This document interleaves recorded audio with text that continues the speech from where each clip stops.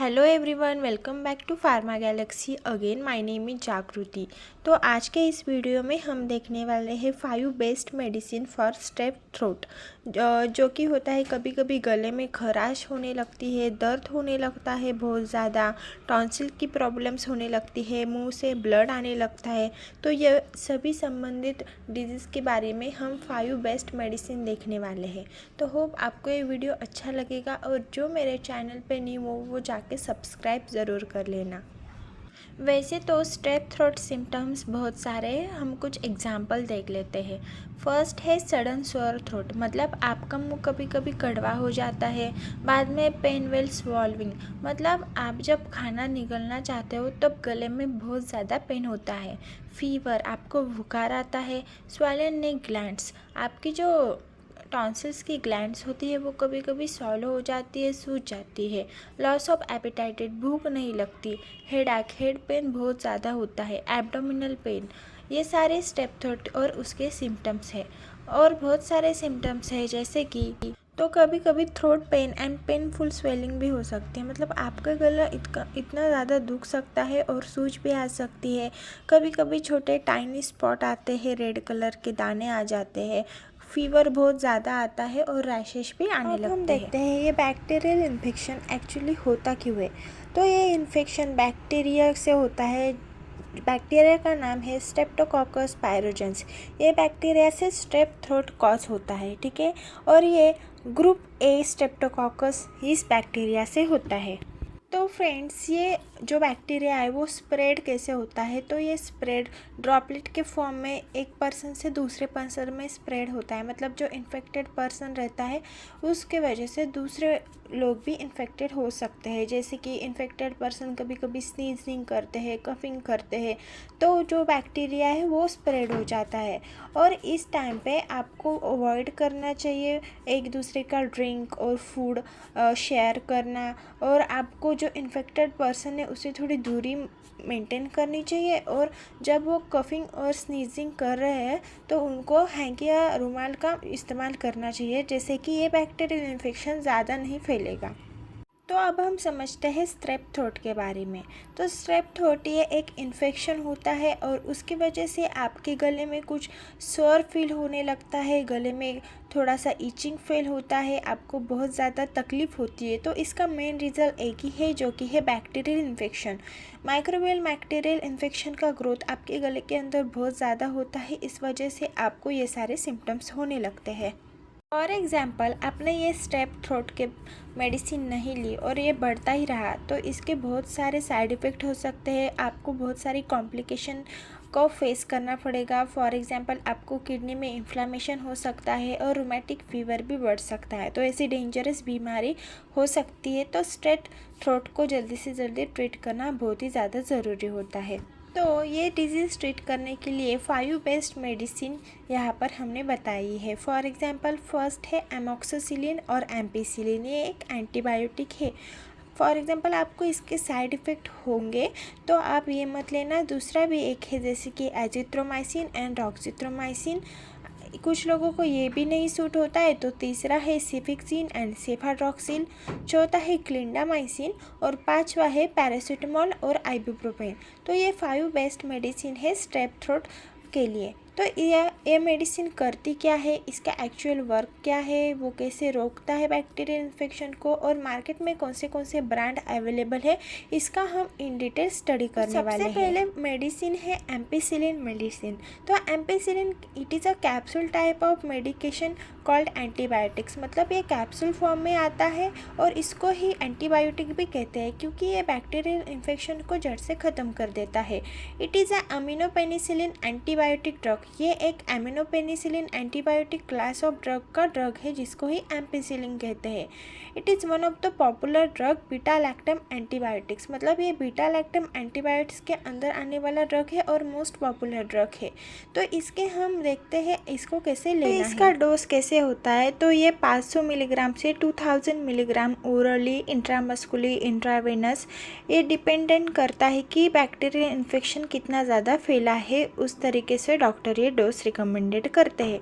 तो every 6 our के बाद मतलब हर 6 घंटे बाद आपको ये डोज लेना पड़ता है। तो ये जो डोज होता है वो डॉक्टर पेशेंट की बैक्टीरियल इन्फेक्शन का ग्रोथ कितना है उस तरीके से लिखते हैं, मतलब कम डोज से हायर डोज की तरह लिखते हैं। और बच्चों में ये डोज 25 से 50 mg/kg में होता है, मतलब according to bacterial infection as well as बच्चों का वेट कितना है उस हिसाब से चिल्ड्रन में ये डोज दिया जाता है। तो चिल्ड्रन में ये सिरप फॉर्म में भी आता है। अब पेनिसिलिन के कुछ साइड इफ़ेक्ट भी होते हैं, जैसे कि कुछ लोगों को होते हैं। फॉर एग्जांपल नोशिया होता है, वोमिटिंग आने लगती है, डायरिया होने लगता है, कभी कभी बहुत ज़्यादा स्टमक पेन भी होता है, सर दर्द करने लगता है, हेडेक होता है और कभी कभी स्किन में रैशेस आने लगती है। तो ये कुछ साइड इफ़ेक्ट है जो कि कुछ लोगों में होता है। फॉर एग्ज़ाम्पल आपने ये ड्रग ले लिया है और आपको कुछ ऐसे साइड इफ़ेक्ट हो रहा है तो तत्काल ही आप डॉक्टर के पास जाके उनका रिकमेंडेशन ले लेना कि ऐसा हो रहा है, तो डॉक्टर आपको मेडिसिन चेंज करके देते हैं। तो अब हम देखते हैं नेक्स्ट एजिथ्रोमाइसिन। तो एजिथ्रोमाइसिन ये एक बहुत ज़्यादा पॉपुलर ड्रग है और एजिथ्रोमाइसिन ये माइक्रोलाइड क्लास का एक एंटीबायोटिक है जो कि ट्रीटमेंट के लिए यूज़ होता है बैक्टीरियल इन्फेक्शन। मोस्टली गले के बैक्टीरियल इन्फेक्शन के लिए एजिथ्रोमाइसिन ये यूज़ किया जाता है। तो एजिथ्रोमाइसिन 250 और 500 ये 2 डोसेज में आता है। तो जो 500 वाली मेडिसिन होती है वो दिन में एक ही बार लेना है, मतलब आपने फॉर एग्ज़ाम्पल रात में वो मेडिसिन ले ली तो अगले दूसरे दिन की रात को ही आपको वो मेडिसिन लेना है। और 250 मेडिसिन आपको सुबह और शाम लेना है आफ्टर द फूड, मतलब पहले आपको कुछ खा लेना है उसके बाद ही आपको मेडिसिन लेना है। ठीक है। तो एजिथ्रोमाइसिन क्या करता है, इनहिबिट करता है bacterial protein synthesis by the 50 ribosomal unit, मतलब जो बैक्टीरियल इन्फेक्शन रहता है, बैक्टीरियल प्रोटीन सिंथेसिस में जो बैक्टीरियल का ग्रोथ होता है 50 राइबोसोमल यूनिट में, तो वो पूरी तरह से इनहिबिट करने का काम एजिथ्रोमाइसिन करता है। और ये मोस्ट पॉपुलर ड्रग है। मार्केट में डिफरेंट ब्रांड से ये ड्रग आता है, जैसे कि सिप्ला का एजिसिप, एजी, फिर एटीएम, एजिथ्रल, तो ये बहुत सारे ब्रांड में ये ड्रग आता है। तो आपको इतना ही याद रख लेना है कि ये मेडिसिन डॉक्टर की द्वारा ही आपको लेना है और आप खुद से ले रहे हो तो आपको कम डोज से ही लेना चाहिए। फॉर एग्जांपल एजिथ्रोमाइसिन आपके लिए सूट नहीं हो रहा है, आपके लिए रेजिस्टेंस क्रिएट कर रहा है, तो नेक्स्ट एंटीबायोटिक है सिपिक्सिम एंटीबायोटिक।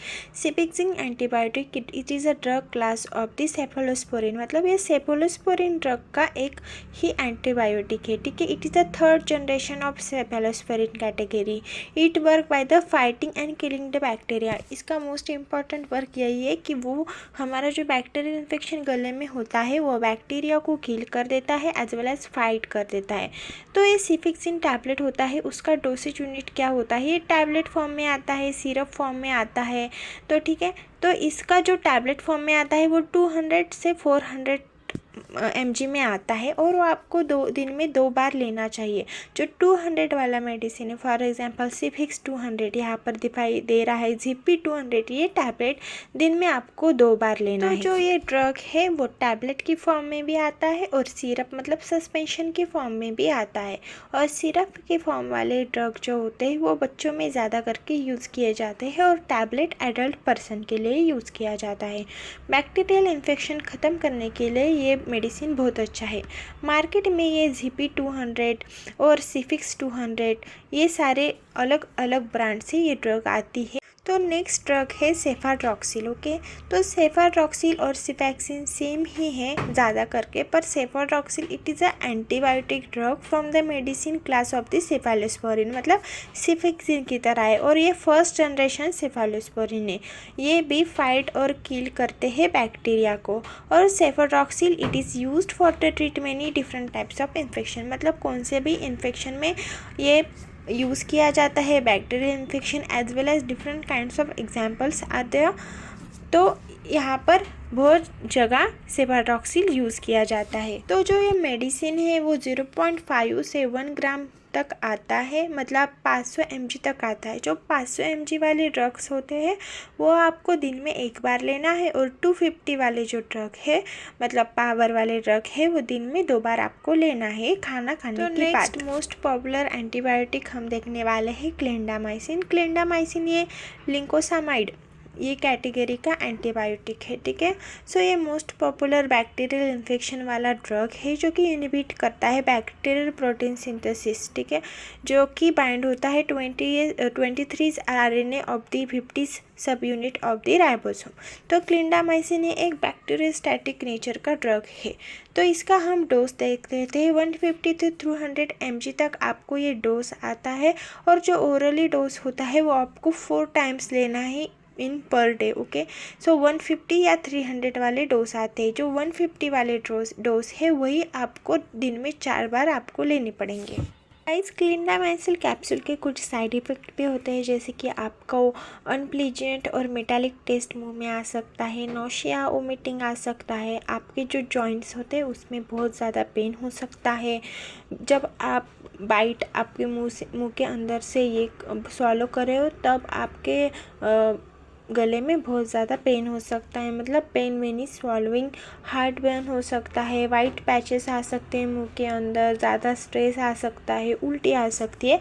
तो ये ड्रग के कुछ साइड इफ़ेक्ट भी होते हैं। तो जब ये बैक्टीरियल इन्फेक्शन होता है तभी आपको बहुत ज़्यादा पेन होने लगता है, फीवर आने लगता है, तो उसके लिए और एक बेस्ट मेडिसिन होती है जिसका नाम है ibuprofen tablet as well as paracetamol tablet. हम देखते हैं आइबुप्रोफेन टैबलेट। तो आइबुप्रोफेन टैबलेट ये non steroid anti inflammatory drug class की आती है, जिसका यूज़ पेन को ठीक करने के लिए, फीवर को ठीक करने के लिए, और इन्फ्लामेशन मतलब जब स्वेलिंग आने लगती है, बैक्टीरियल का ज़्यादा ग्रोथ होकर इन्फ्लामेशन होने लगता है, तो ये सारी चीज़ों के लिए आइबुप्रोफेन टैबलेट यूज़ किया जाता है।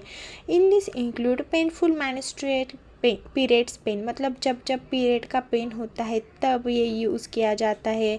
ऑल्सो माइग्रेन के लिए यूज़ किया जाता है, और रूमेटॉइड आर्थराइटिस के लिए भी यूज़ किया जाता है। तो इतनी सी टैबलेट के बहुत सारे इस्तेमाल है। Ibuprofen inhibit the COX enzyme reduce to PG synthesis, मतलब जो कॉक्स एंजाइम होता है वो इनहिबिट कर देता है, उसकी वजह से प्रोटीन का सिंथेसिस भी कम हो जाता है। तो आइबुप्रोफेन टैबलेट के कुछ एडवर्स ड्रग रिएक्शन भी होते हैं, जैसे गैस्ट्रिक डिस्कम्फर्ट, नोशिया और वोमिटिंग, मतलब आपके पेट में बहुत दर्द होने लगता है, gastric erosion and blood loss होने लगता है, कभी कभी डिजीनेस और ब्लरी विजन होने लगता है, कभी कभी हाथों पे और पूरे बॉडी पे रैशेज आने लगती है, घमौरिया टाइप इचिंग होने लगता है, कुछ ज़्यादा ही हाइपर सेंसिटिविटी होने लगता है। तो ये टैबलेट उस वजह से कभी कभी कुछ लोग अवॉइड कर देते हैं लेने के लिए। तो होप गाइस आपको ये वीडियो अच्छा लगा हो, आपको सभी मेडिसिन या उसके यूज़ और उसको डोज कैसे लेना है वो पता चल गया होगा। ऐसे ही फार्मेसी मेडिसिन के लिए और अदर जीपैट रिलेटेड वीडियोस के लिए मेरा चैनल सब्सक्राइब ज़रूर कर देना, और वीडियो अच्छा लगे हो तो चैनल को लाइक कर देना और आपके दोस्त के साथ शेयर भी कर देना। थैंक्स फॉर वॉचिंग, मिलते हैं नेक्स्ट वीडियो में, बाय।